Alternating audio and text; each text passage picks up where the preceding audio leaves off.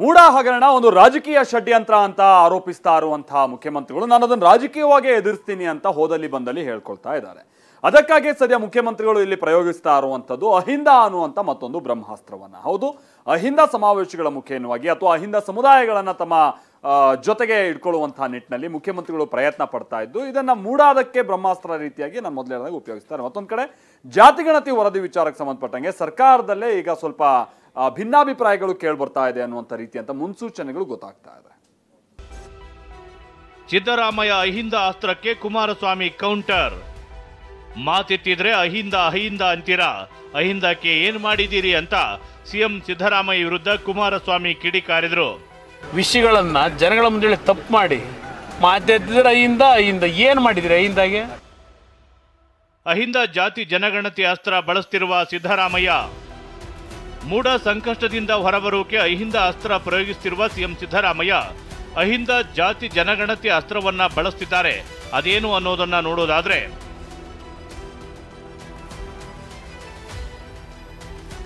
ಸದ್ಯದಲ್ಲೇ ಜಾತಿ ಜನಗಣತಿಯನ್ನ ಕ್ಯಾಬಿನೆಟ್ ಮುಂದೆ ಮಂಡಿಸೋಕೆ ಪ್ಲಾನ್ ಮಾಡಿದ್ದಾರೆ. ಜಾತಿ ಜನಗಣತಿಯಲ್ಲಿ ಅಹಿಂದ ಸಂಖ್ಯೆ ಹೆಚ್ಚಿದೆ ಎಂಬ ಚರ್ಚೆ ಇದೆ. ಇದರ ಆಧಾರದ ಮೇಲೆ ಅಹಿಂದ ಜನಸಂಖ್ಯೆಗೆ ಅನುಗುಣವಾಗಿ ಯೋಜನೆಗಳನ್ನ ಜಾರಿಗೆ ತರೋಕೆ ಪ್ಲಾನ್ ಮಾಡಲಾಗಿದೆ. ಈ ಮೂಲಕ ರಾಜಕೀಯವಾಗಿಯೂ ಪರೋಕ್ಷವಾಗಿ ಅಹಿಂದ ಧ್ವನಿ ಎತ್ತೋದು ಸಿದ್ದರಾಮಯ್ಯರ ಪ್ಲಾನ್ ಆಗಿದೆ. ಅಹಿಂದ ನಾಯಕತ್ವಕ್ಕೆ ಪ್ರಬಲ ಸ್ಥಾನ ನೀಡಬೇಕು ಅನ್ನೋದು ಇದರ ಹಿಂದಿನ ಧ್ವನಿಯಾಗಿದೆ. ಇದೆಲ್ಲ ಒಂದು ಕಡೆ ಆದ್ರೆ ಜಾತಿ ಗಣತಿ ವರದಿ ಜಾರಿಗೆ ಸರ್ಕಾರದಲ್ಲೇ ಜಟಾಪಟಿಗೆ ಕಾರಣವಾಗಿದೆ.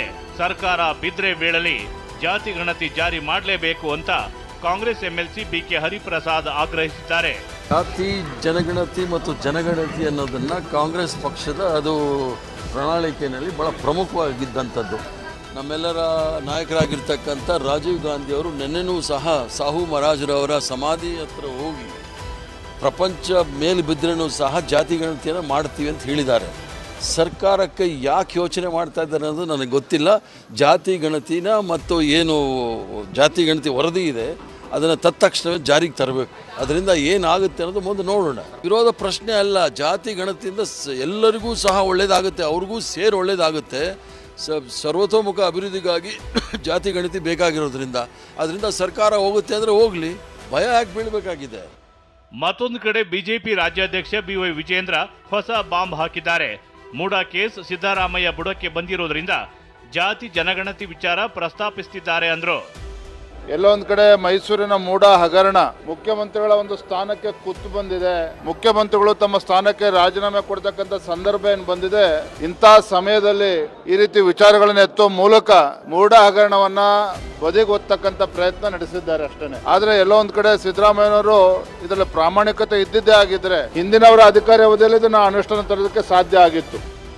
ಒಟ್ಟಾರೆಯಾಗಿ ಮೂಡಾ ಹಗರಣದಲ್ಲಿ ಸಿಲುಕಿರುವ ಸಿದ್ದರಾಮಯ್ಯ ತಮ್ಮ ರಕ್ಷಣೆಗಾಗಿ ಅಹಿಂದ ಬ್ರಹ್ಮಾಸ್ತ್ರ ಪ್ರಯೋಗಿಸುತ್ತಿದ್ರೆ ಜಾತಿ ಜನಗಣತಿ ವರದಿ ಜಾರಿ ವಿಚಾರದಲ್ಲಿ ಸರ್ಕಾರದಲ್ಲೇ ಪರ ವಿರೋಧ ಜೋರಾಗ್ತಿದೆ.